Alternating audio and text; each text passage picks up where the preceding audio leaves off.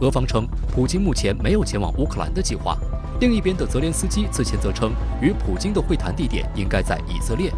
有意思的是，土耳其近来积极斡旋，与俄乌双方互动频密。当地时间3月17号，土耳其总统埃尔多安与俄罗斯总统普京通话。同一天，土耳其外长恰武什奥卢访问乌克兰，并与乌外长库列巴举行会晤。而就在前一天，土耳其外长恰武什奥卢在莫斯科与俄罗斯外长拉夫罗夫举行了会晤。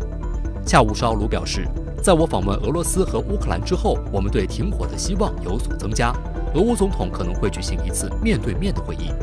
其实，土耳其总统埃尔多安在电话中就向普京提议，俄乌领导人前往土耳其举行会晤，土方愿意组织这次会晤。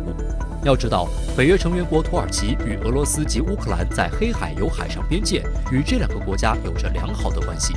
华东师范大学俄罗斯研究中心副研究员万青松认为，从近期土耳其活跃的外交表现看，不排除其成为会晤地点的可能，但从俄罗斯的立场和意愿分析，却仍要打个问号。土耳其它毕竟是北约的成员国，俄乌这么重要的谈判，这个元首级的谈判要放在一个北约的国家去谈，是否会影响到俄罗斯强调的这种一直很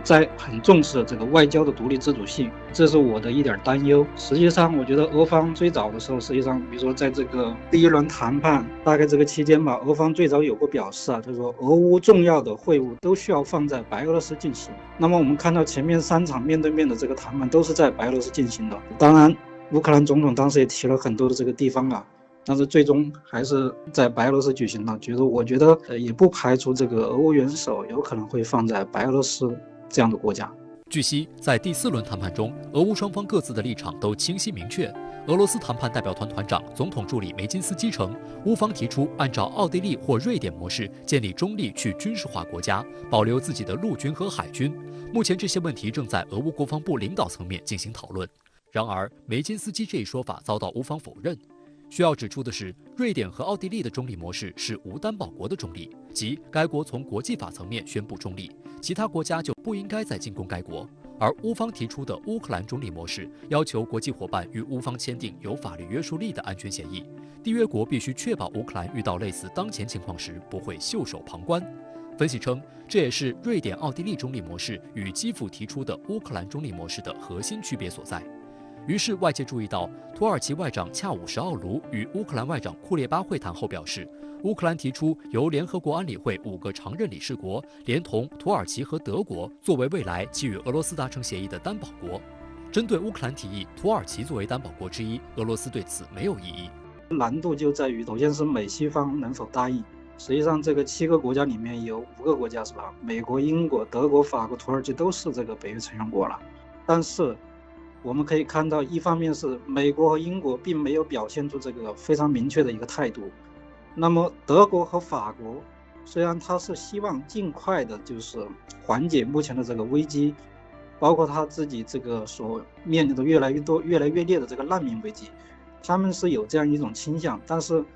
显然也没有表现出很积极的这样一种态势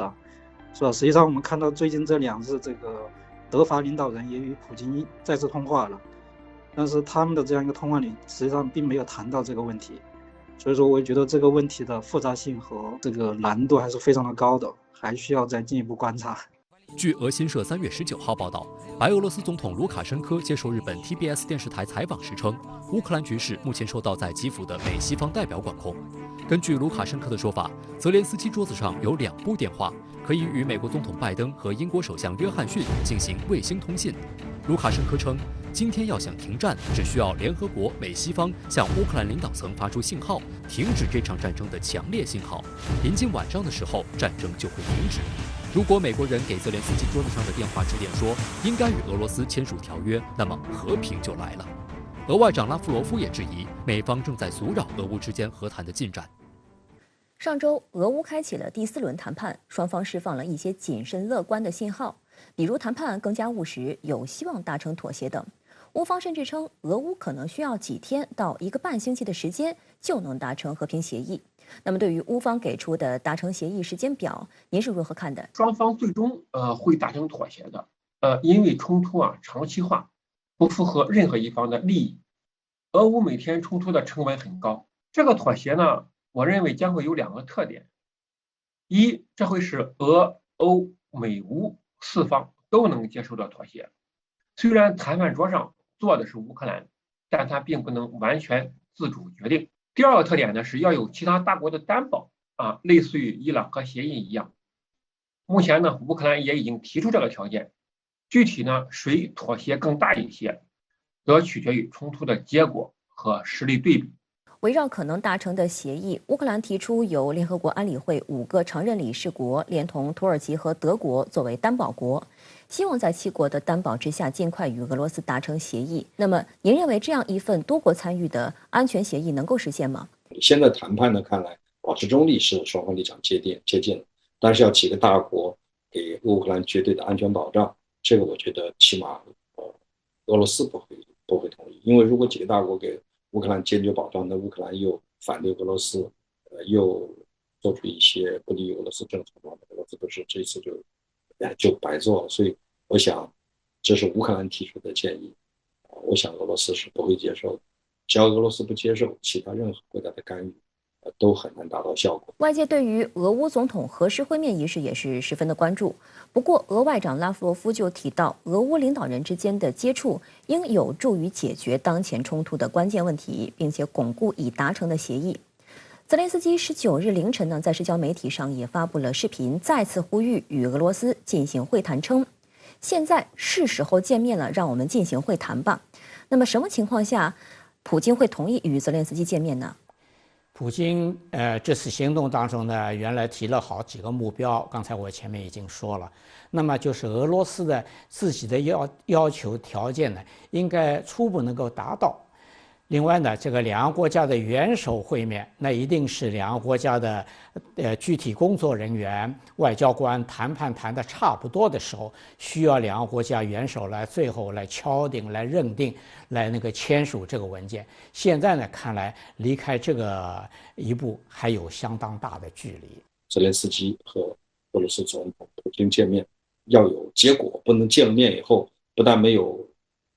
按照俄罗斯要求达成结果，反而把这个局势搞得更复杂了。见面普京是不会接受的。俄方实施特别军事行动已经超过了20天，那么1个月会是俄方给自己设定的期限吗？普京的目标究竟是什么？接下来是打还是和？普京这几天会否给出答案？乌克兰面积是格鲁吉亚的将近10倍 ，GDP 呢是格鲁吉亚的6、7倍，这么一个相对来说欧洲的第2大国来说，那么这个战时需要的时间可能要长得多。至于到底需要多少时间，现在各种说法都有，但是呢，官方也包括俄罗斯的国防部，并没有提供一个明确的期限。军事行动的期限呢，取决于俄罗斯的目标是否能够实现，也取决于呢俄罗斯这个目标是否会发生变化而且呢，战场上呢变幻莫测，作战经验丰富的俄罗斯应该不会主观的先设立一个时间点打还是和呢，与2个因素有关。一是呢，俄罗斯它是全球第2大军事大国乌克兰呢也得到了西方的经济和军事援助，从力量上讲也还有打下去的空间。目前双方谈了几轮都还没有妥协就和这个因素有关二是取决于呢俄乌欧美4方，并不仅仅是俄罗斯一方所能决定的。尽管俄罗斯的作用呢更突出、更重要所以呢，即使俄罗斯想和，如果它的条件其他3方面不能接受，也同样呢无法休战。但有一点，我认为从气候上来看，可能是要赶快解决问题了，因为我们知道乌克兰是黑土平原，冬天又特别冷，下的雪量也比较大。也就是说，一般来说3月底4月初就开始化冻，化冻以后呢就比较泥泞，那么做大规模的军事活动呢就比较困难。那么从俄罗斯的角度上来说呢，他可能要赶在化冻之前，要解决战斗。所以我觉得，如果从气候的变迁来看呢，可能俄罗斯想要早点解决问题的这个意愿可能更强烈一些。